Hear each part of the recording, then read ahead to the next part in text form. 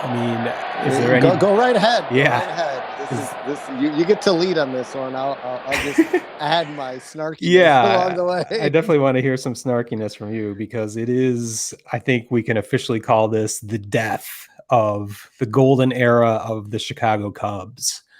It started, I'm declaring that started in 2015 and ended on June 30th, 2021, as the Cubs were swept out of Milwaukee and now are 6 games back. Um, the golden era, of course, started with the signing of Jon Lester, and a month later, the announcement that Joe Maddon would be their manager, ushering in an unprecedented period of success for the Chicago Cubs, where they went to 3 NLCSs, they won a World Series, multiple playoff appearances that slowly declined in relevance and success, several division championships.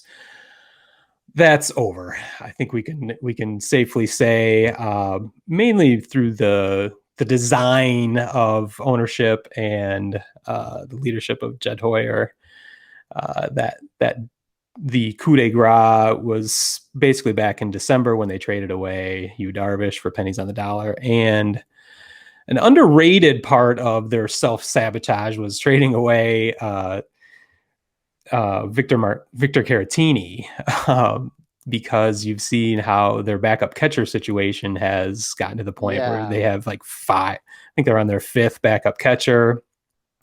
I mean, when you have Jose Lobaton as a pinch hitter in a critical game in Milwaukee, uh, as your final option to get to maybe avoid losing a brilliant 2-1 game where the Cubs only gave up 2 hits. You've got fucking Jose Lobaton up to bat, grounds out, and doesn't even run out the final out, where Josh Hader misses the bag. And if Lobaton was actually running, he may have been safe and carried on that inning.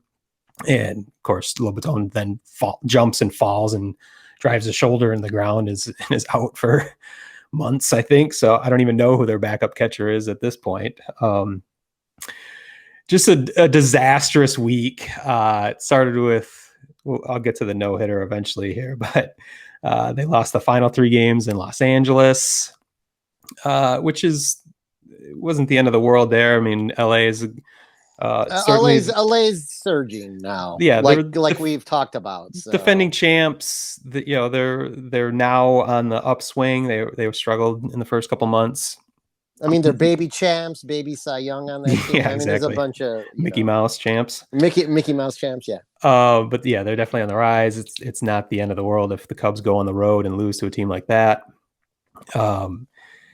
They then went to Milwaukee, where we knew this would be the most critical series, as they had lost their lead in the NL Central to the Brewers, but they could get back some respectability if they at least split the series, which they were unable to do. Game 1 was a pretty fun matchup. It was tied 4-4 in the 8th, and then the Cubs made history by losing that game by 10 runs after being tied in the 8th. They had never done that before, never lost a game by double digits where they were tied that late in a game. A lot of history this week in this series. Yeah, complete implosion by the Cubs. Cubs bullpen that had before that been quite historic, scoreless inning streaks that we had never seen before. Sticky stuff. Yeah, we might want to say, such a reversal of fortunes might have something to do with sticky stuff. I guess we'll be breaking that down over the months to come. It could have been an anomaly. Somehow I don't think so. I think those sticky substances might have something to do with it. That was game 1. Game 2 I mentioned before. Cubs only gave up 2 hits and lost a game 2-1 because the offense then fell apart.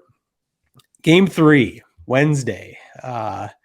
More history. Yeah, Cubs still had a chance to salvage the season, salvage the NL Central race. With a victory there, they had only been 4 games back.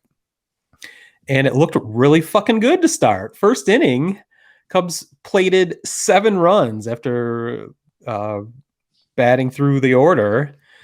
And I was actually out for a walk, missed the first couple minutes and didn't think I was going to be missing much, but I think they were already up 5-0 by the time I tuned in and still got to hear a couple more runs scored. So I'm thinking, awesome. And I forgot that Jake Arrieta was on the mound. And they mentioned that going into commercial break that Jake was coming out. And I started thinking, you know what? The end of this Cubs era could happen only if Jake Arrieta somehow blew this 7-run lead. You know, it'd just be the perfect punctuation. You know, that there'd be no doubt. You get up to a 7-0 lead, and if you fuck up this game, you know that's the end of the season. And not only did Jake Arrieta walk the bases low, or I forget if it was a hit by pitch, 2 walks, and then he walked in a run. He did escape that first inning. He did. With only 1 run given up. He could not escape the second inning. And subsequently, the Cubs gave up 15 unanswered runs in like you said, in a historic collapse, and just a perfect punctuation to the end of the Cubs golden era. What were you going to say? Well, it is baseball history too. It's the first time in the modern era that 2 teams have led by 7 runs within the first 4 innings of a game. Wow. Yeah, I kind of tuned out all the history after that. So thanks for that tidbit. I was not aware of that. I can believe there's all sorts of history made with a game like that. I guess that I really don't have much more of a breakdown when you lose a game 15-7 that you're up 7-0 in. I mean, it is notable that both Rizzo and Bryant were out of the lineup. Well, absolutely, but you've seen the lack of depth. The injuries happen to everybody. It was horrible timing. Horrible timing. I'm a White Sox fan. A lot of injuries are a day every day of the week. Well, we'll be getting into that for sure. You'll have your time here, but so yeah, just a sad ending for the Cubs. I'm definitely putting the punctuation mark on this. Who knows? I could be way off. Maybe they'll, this was their toughest month. Like you said, they've gone through many injuries that, Bryant and Rizzo are coming back at some point. I think it's almost a blessing in disguise that I've been talking about all year long, that it's bringing some clarity in that they're not thinking about adding to this sorry team, because you would have to add in so many different areas to become a true contender for the World Series. You could add a little bit and be a division, still hope to get back in the division, because the Brewers have had this toughest June streak of games for the Cubs also coincides with the Brewers' easiest part of their schedule for the year. So it's not a coincidence that this is necessarily happening, and the Brewers' schedule does have a lot more plus 500 teams on it from here on out. So I guess it's not out of the realm of possibility that there could be a resurgence or an interesting end to the NL Central race this year, but I'm not betting on it.